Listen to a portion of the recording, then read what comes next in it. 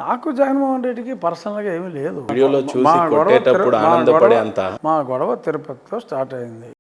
వెంకటేశ్వర భూములు అమ్మాలి అని అతను అనుకున్నాడు. అది కరెక్ట్ కాదు అని నేను చెప్పా. వ్యక్తిగతంగా కలిసి చెప్పాలనుకుంటే టైం లేదు పవన్. ఇంకా అందుకని మీడియాకి ఎక్కాల్సి వచ్చింది. మీడియాకి ఎక్కి చెప్పా. ఆ సందర్భంగా ఒక ఇంటర్వ్యూ జరిగింది టైమ్స్లో. ఆ ఇంటర్వ్యూలో నా కర్మ అనుకోవాలో మరి ఏమనుకోవాలో ఆయన Infosys one of the founder, Manipal Manipal institutes CEO Mohan Das Pai garu వచ్చాడు. ఆయన కరడుగట్టిన హిందుత్వవాది. ఆయన నేను తిరుపతి గురించి మాట్లాడుతుంటే నువ్వు తిరుపతి గురించి ఎలా మాట్లాడతాను, మా సీఎం అప్పుడే జీవో ఇచ్చాడు, మా సీఎంని పొగిడా, మా సీఎం జీవో కూడా ఇచ్చాడు, విత్డ్రా చేశాడు అని చెప్పా. ఆ తిరుపతి దాన్ని ఆపినందుకు కొంచెం కాంట్రవర్సీ అయింది. ఆపాలంటే 888 అని ఏదో జీవో ఇచ్చి ఆపాడు పాపం. నేను మా ముఖ్యమంత్రిని పొగిడా. ఏంటి ముఖ్యమంత్రిని పొగుడుతావు, అసలు క్రిస్టియనైజేషన్ ఎలా అవుతుందో తెలుసా, ఆన్ పేపర్ 2% ఉంది, ఇన్ రియాలిటీ 20% పైన ఉంది అని చెప్పి అతను నన్ను వాయించాడు. 2% ఆన్ పేపర్ ఉందని సంగతి నాకు తెలియదు, ఎందుకంటే మరి అతను స్టాటిస్టిక్స్తో వస్తాడు, పేగులు చేస్తాడు, ఎక్కువ మాట. 2% ఆన్ పేపర్ ఉందని నాకు తెలియదు, మేము తిరిగాం కదా మరి ఎలక్షన్లో చర్చలు అన్నీ కూడా చూసాం, 20% అప్రాక్సిమేట్గా ఉంటుంది అన్నమాట నిజమే అని చెప్పి అన్నా. ఇంకా పట్టుకున్నారు ఇంకా యాంటీ క్రిస్టియన్ అవతల వాడు చెప్పిన స్టాటిస్టిక్స్ని. ఆ 2% ఆన్ పేపర్ ఉంది అన్నది నాకు తెలియదు, 20% ఉంటుందన్నమాట వాస్తవం. ఎందుకంటే 33,000 టెంపుల్స్ ఉంటే 30,500 చర్చిలు ఉన్నాయి.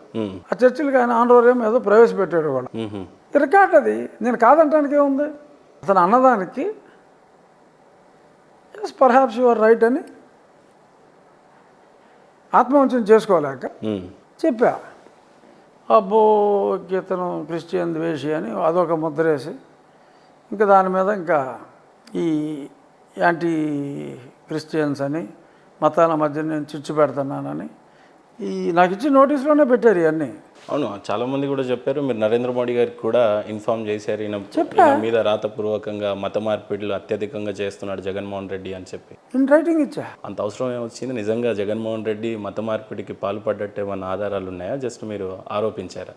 నేను ఆరోపించింది ఏంటంటే మతం జోలికి ప్రభుత్వం వెళ్ళకూడదు.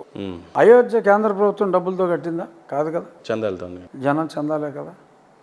మరి ఇక్కడ కొన్ని చర్చిలు ప్రభుత్వం డబ్బులతో జీవోలు ఇచ్చారు. నరసరావుపేటలో చర్చికి డైరెక్ట్గా జీవోలు ఇచ్చి కట్టించారు. ఇది తప్పు అని చెప్పి నేను ఆర్డర్ కాపీస్ సబ్మిట్ చేశాను ప్రైమ్ మినిస్టర్. ప్రభుత్వం ఇందులో ఇన్వాల్వ్ అవ్వకూడదు, ఇటువంటి వాటిలో ఇన్వాల్వ్ అవుతుంది, ఇది కరెక్ట్ కాదు. ఇప్పుడు పూజారులకి 5,000 ఇచ్చారనుకోయా, పూజారులకు 5,000 ఇస్తే అది సిజిఎఫ్ అని చెప్పి అన్ని దేవాలయాల నుంచి కలెక్ట్ చేస్తున్నారు ఫండ్. వాళ్ళకు వచ్చిన డబ్బీ రెవెన్యూలో 32% ప్రభుత్వం తీసేసుకుంటాం. చర్చ్ నుంచి నీకు పైసా ఆదాయం రాదు, ప్రభుత్వానికి చర్చికి సంబంధం లేదు. గుళ్ళో నువ్వు డబ్బులు తీసుకుంటున్నావు, తీసుకుని ఆ డబ్బులోంచి నువ్వు ఖర్చు పెడతావు. సో ఎవరు ఆ డబ్బు నువ్వు కలెక్ట్ చేసావో వాళ్ళకి నువ్వు ఇవ్వటం అదొక రకం. అసలు నువ్వు గుళ్ళు కూడా ఎవడు కూడా ఆడే చూసుకోవాలి మామూలుగా. అదొక ఆదాయ మార్గంగా బ్రిటిష్ వాడు చూశాడు. సో చూసిన దాన్ని ఫాలో అవుతున్నారు.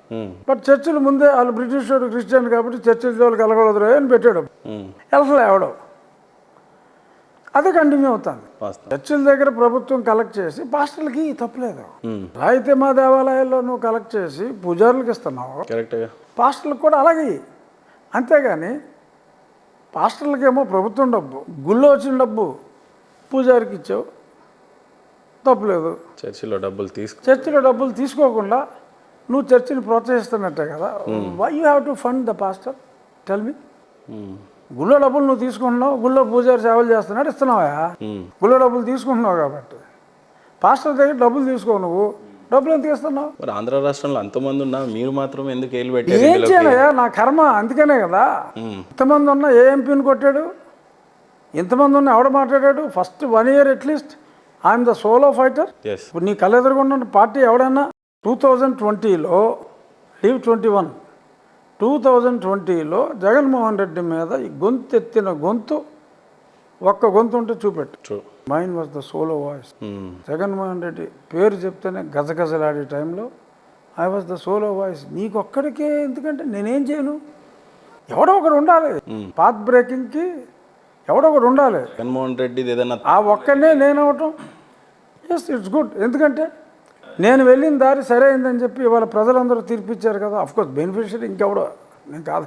మీ ఉద్దేశం ఏంటి సార్? అంటే జగన్మోహన్ రెడ్డి మత మార్పిడి జరుగుతుంది, ఆయనదేదో తప్పు వెతకాలనేది మీ ఉద్దేశమా, లేదా మీ ధర్మరక్షణ హిందుత్వాన్ని కాపాడుకోవాలనేది మీ ఉద్దేశమా? నేను రాజ్యాంగం మీద ప్రమాణం చేసి I will not go against the constitution అని చెప్పి నా కర్మ గాలి కాన్స్టిట్యూషన్ మొత్తం నేను చదివా. ఏం చేయను నేను, నాకు చదవటం సరదా, చదివా. అందులో క్లియర్గా మతం జోలికి ప్రభుత్వం వెళ్ళకూడదు, ఇట్స్ ఎ సెక్యులర్ స్టేట్, ఏ మతాన్ని ప్రభుత్వం ప్రోత్సహించకూడదు అని ఉంది. ప్రోత్సహిస్తున్నారు, అది తప్పురా అని వీళ్ళకి చెప్పాము, పేహే అన్నారు. తప్పు జరిగితే ఆపగలిగితే ఆపండి అని చెప్పి అక్కడ చెప్పా. ఇది జరుగుతుందా అని చెప్పి వాళ్ళు ఇక్కడికి ఉత్తరం రాశారు. వీళ్ళు రెచ్చిపోయారు, అమ్మమ్మ అక్కడ నిన్ను కూర్చోబెడితే ఎలాగంటావురా అని చెప్పి నన్ను డిస్క్వాలిఫై చేయాలని పెట్టారు. ఇంతకు మీ ఉద్దేశపూర్వకంగా జగన్ గారు హిందువా లేకపోతే క్రిస్టియనా? మీ ఉద్దేశపూర్వకంగా నా ఉద్దేశం ఉంది, ఆయన సర్టిఫికేట్లో ఆయన ఎలక్షన్ అఫిడవిట్లో క్రిస్టియన్ అని ఇచ్చిన తర్వాత నా ఉద్దేశాలు నీకెందుకు? ఎఫిడేవిట్లో క్రిస్టియన్ అని ఉంది, వెరీ క్లియర్. స్కూల్ సర్టిఫికేట్లో క్యాస్ట్ కాపు, రిలీజన్ క్రిస్టియన్ అని ఉంటుంది. పూజలు హోమాలు బాగానే చేస్తున్నారు కదా. అది సెట్టింగ్లో చేసుకున్నారులే, ఇంటి వెనకాల సెట్టింగ్లో ఏదో చేసుకున్నారు. అది రియల్ గుళ్ళో ఆవిడ ఎప్పుడూ వెళ్ళలేదుగా, సెట్టింగ్ గుళ్ళోనే కూర్చుంది భారత గారు. సో అలా జరిగింది. నువ్వు ఒక్కడవే ఎందుకు చేసావంటే మరి నేను ఒక్కనే చేయబట్టి జనాల్లో నాకు గుర్తింపు ఉందేమో. అది కేసు వరకు వెళ్ళి మిమ్మల్ని కొట్టించేదాకా తీసుకొచ్చిందంటే బహుశా మీ నోటిదులా ఏంటి అంటే ఏం చెప్తారు సార్ మీరు సూటిగా చెప్పాలంటే? నువ్వు సూటిగా అడిగావు కాబట్టి ఒకవేళ అది నోటి దోల అయి ఉంటే ఆ నోటి దోల ఇవాళ ప్రభుత్వాన్ని మార్చిందని నేను చెప్పగలను.